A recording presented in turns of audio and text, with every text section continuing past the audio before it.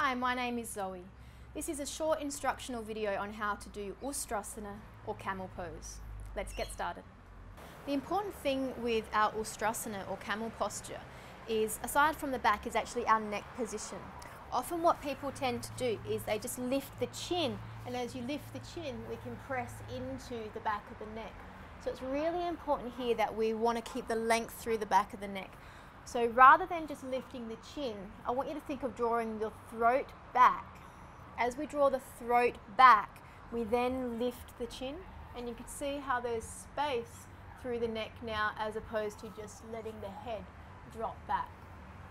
Obviously, if you have any neck issues, keep looking forward. You won't actually be taking the head back anyway. So as we come into a kneeling position, take the knees hip width apart, the feet hip width apart. Really important to have the action of grounding the shins down. We're not going to work on, as we lean back, you can tend to compress into the lower back. So we would need to focus on lengthening the tailbone down and a slight lift through the top of the hips. So we create the space through the front of our thighs.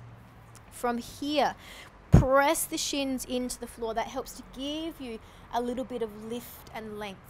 Now I want you to imagine that you've got a bar across that mid-back area. And as we arch back, we're going to try to lift up and over that bar. So we're not just going to drop back into the lower back, but we're going to lift up and over.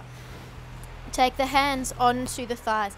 You can take the thumbs into those little SI joints, those little dips into the lower back, and wrap the fingers around. I like to work on, as I do that we press the hands down and wrap them forward. It helps to broaden through the lower back. So we gently draw down and wrap forward. Now at the same time, squeeze the elbows back towards each other, and this will start to lift the chest. Inner thighs roll back, so we keep the legs nice and strong, and we press the tops of the shins into the floor. From here, inhale, we lift and open into the chest. So there's a difference between just dropping into the lower back or keeping the legs active, tailbone lengthening down, pubic bone lifting, and inhale, we lift into the upper back. Keep looking forward. Now let's check in with the neck. We're not going to lift the chin up, but we're going to take the throat back. And as I take the throat back here, you'll see how my chest lifts. Keep squeezing the elbows towards each other and roll the elbows and shoulder blades down. Inhale to lengthen. Exhale as you start to lean back. Remember that bar at the upper back. We're lifting up and over. Inhale, press into the shins, lift and lengthen. Exhale as we draw back. If you can, you reach the hands down onto the ankles, and then with the throat drawing back, start to lift the chin to take the head back. Keep the hips reaching forward, so we're not letting the thighs draw back, but the hips are reaching forward. Breathe into the chest, so lift and open the chest. To release, press into the shins and lift up. And exhale, come down into Ustrasana. Take a couple of breaths here to settle the hips. Let's try that again. Inhale, lift up. So we lengthen the tailbone down, front of the hips lift.